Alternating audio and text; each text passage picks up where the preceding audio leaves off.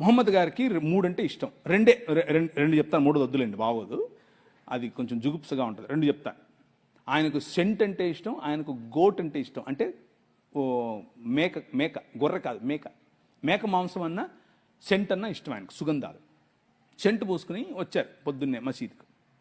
ఒకడు వచ్చి చెప్పాడు, మొహమ్మద్ గారు వీళ్ళు మసీదుకి వచ్చి ఇలా అని చెప్పి ఇలా వంగుతూ ఉంటే మాకు ఆగట్లేదండి, మేము అల్లాని చూడాలా వీళ్ళని చూడాలా అన్నాడు. ఈయన అన్నాడు, మీరు మసీదులోకి రావాకండి అన్నాడు. మీరు మసీదులోకి రావద్దు, ఇంట్లోనే చేసుకోండి అన్నాడు.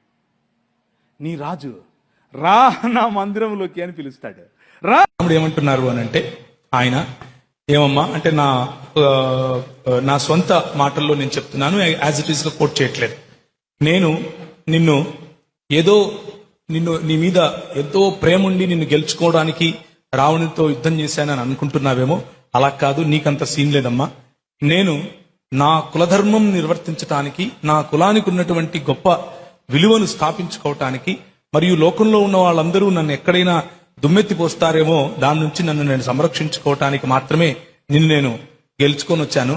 కాబట్టి నువ్వు కావాలంటే లక్ష్మణుడితో వెళ్ళిపో, లేకపోతే భరతుడితో వెళ్ళిపో, లేకపోతే దాన్ని ఏమంటారు సుగ్రీవుడితో వెళ్ళిపో. అంటే సుగ్రీవుడు ఒక జంతువు కదా, ఒక వానరుడు, మనిషి కాదు, వాడితో వెళ్ళిపో.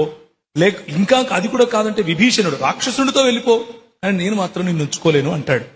అది స్త్రీ పట్ల ఉన్నటువంటి దేవుడికి మర్యాద పురుషోత్తరం శ్రీ రామ్జీ లల్లా విరాజ్మాన్ ఉన్నటువంటి మనసు స్త్రీల పట్ల.